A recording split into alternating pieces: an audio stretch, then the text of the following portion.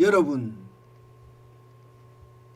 요즘 자산시장 그야말로 공포의 연속이죠. 대폭락이 될지도 모른다는 그런 심리적 충격까지 와 있는 상태입니다. 그만큼 말입니다. 시장의 어떤 흐름이 바뀌고 있어요. 여러분, 일단 주식시장 한번 보시죠. 주식시장을 보시면 지금 그 어느 때보다 많이 떨어진다고 하잖아요. 13개월 만에 2800선까지 깨졌습니다. 2800선까지. 이렇게까지 깨지는 경우가 잘 있을까요? 여러분, 2022년 1월 22일에 3140.63을 기록했습니다. 3140.63이에요. 그런데 2022년 1월 24일에는요.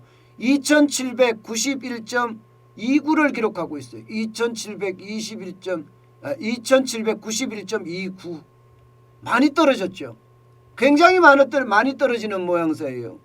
주식시장이 지금 놀랐다, 긴축 발작이 터졌다 이렇게 이야기하기에도 충분합니다. 이미 말입니다. 이미 주식시장에는요 긴축 발작이 굉장히 세게 터졌다 저는 이렇게 이야기합니다. 여러분 보시다시피 미국이 먼저 긴축 발작이 터진 거 아니에요?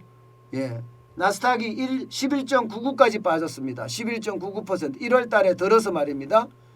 코스피는요. 코스닥은 11.47%가 빠졌고요. 코스피는 6.23%가 빠졌어요. 일본의 니케이는 4.18밖에 안 빠졌거든요.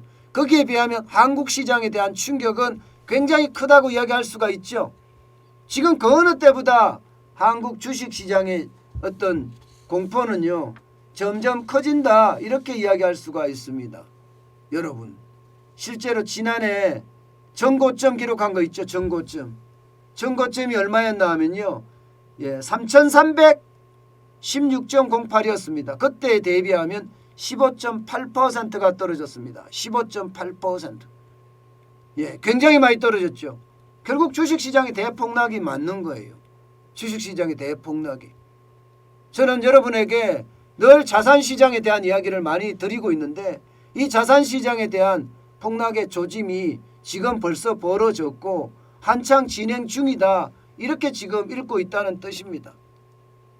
여기에 암호화폐도 괜찮을까요? 암호화폐는요. 날개 없는 추락이라는 말을 합니다. 날개 없는 추락.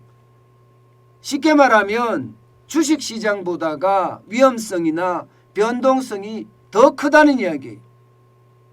지금 주식 암호화폐 시장에는요. 거의 석 달도 채 안 돼서 반토막 났습니다. 여러분도 알다시피 비트코인 지난 11월 9일만 하더라도 8,270만 원이었습니다. 한 개당 8,270만 원이요. 그런데 지금 4,380만 원까지 떨어졌습니다. 4,380만 원까지. 어디 그뿐입니까? 이더리움은요. 지난 12월 1일 날 590만 원까지 올라갔어요. 590만 원까지. 그렇지만 석 달도 안 돼서 반토막 다 나고요. 두 달도 안 돼서 반토막 다 나고요. 그야말로 난리도 아닙니다. 난리도 아니에요. 그야말로 시장은요. 그 어느 때보다 지금 얼어붙었다 이렇게 이야기합니다. 왜냐고요? 거래량이 얼마 안 되거든요. 최근 24시간 거래량이 3조 8,120억 원입니다. 지난해 11월에 12조에 비하면 3분의 1로 떨어졌어요. 3분의 1로 떨어졌습니다. 그러니까 이게 뭐 시장의 변동성이라고 이야기하는 것은 주식시장에 비할 바가 아니죠. 엄청나죠. 그야말로 망가지고 있다. 이런 얘기가 통할 정도로 지금 엄청나게 빠지고 있습니다. 게다가 말입니다. 여러분 부동산은 또 어떻습니까? 부동산 흔들흔들합니다. 거의 뭐 찬바람이 주식시장이나 암호화폐 시장만큼 쌩쌩 지금 불고 있습니다. 여러분 보시다시피 주택시장 지표 실거래가 지표를 보면 지금 서울 아파트 매매시장 기준으로 11월 달에 마이너스 0.79 12월 달에 0.48까지 마이너스 0.48까지 떨어지고 있습니다. 이거는 주식시장이 그만큼 상황이 좋지 않다는 이야기가 되는 거예요. 많이 떨어져 간다는 이야기입니다. 예. 게다가 말입니다. 지금까지 전문가들은 부동산 시장 자체가 일시적인 하락이다. 이 말이 지배적이지만 이게 시간이 길어지잖아요. 이렇게 하락의 기류가 오랫동안 가잖아요. 그러면 심리적으로도 무너집니다. 심리적으로도 무너져서 결국은 어떻게 된다고요? 결국은 시장이 하락의 어떤 기운을 더 많이 받을 수밖에 없다는 이야기가 될 수도 있습니다. 저는 그 시장 자체가 위험이 그만큼 커진다고 이야기할 수가 있습니다. 게다가 말입니다. 지금 부동산의 거래량 굉장히 많이 떨어졌습니다. 지난해 12월에 전국 아파트 거래 건수가 22,727건입니다. 굉장히 많이 떨어졌어요. 굉장히 많이 떨어졌어요. 이게 다른 때보다가 진짜 많이 떨어졌다고 이야기할 만큼 말입니다. 그런데 여기에서 충격적인 것은요. 22,779건 중에 말입니다. 실제 최고가 대비 낮은 가격으로 거래된 건수가 굉장히 많습니다. 79.5%에 18,068건입니다. 이게 더불어민주당의 김희재 의원실에서 나온 자료인데요. 그만큼 말입니다.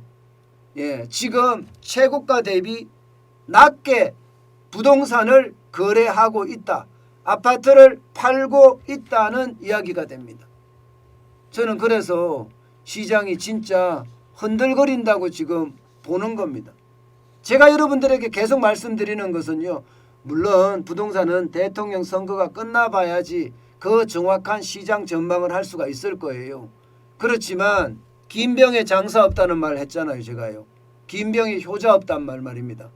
이렇게 길게 오랫동안 침체의 모습을 보일 때 과연 부동산이 계속해서 올라갈 수 있는 그런 힘으로 버틸 수 있을까? 쉽지 않다고 보는 거죠. 쉽지 않다고 봅니다. 그만큼 말입니다. 지금 자산시장에 대한 어떤 충격은 커지고 있다. 저는 그렇게 읽고 있습니다. 부동산도 길게 갔을 때는요. 이게 떨어지는 속도가 계속 길게 가잖아요. 그러면 충격의 도가 더 커질 거라고 보는 겁니다. 이처럼 말입니다, 여러분. 이처럼 부동산도 그렇죠. 암호화폐 시장도 그렇죠. 주식시장도 그렇죠. 어느 거 하나 지금 자산시장이 버텨주는 시장이 없습니다. 실제 말입니다, 여러분. 부동산 시장에서도 보면 말입니다. 지금 현장에서 떨어지고 있는 모양새 보이거든요.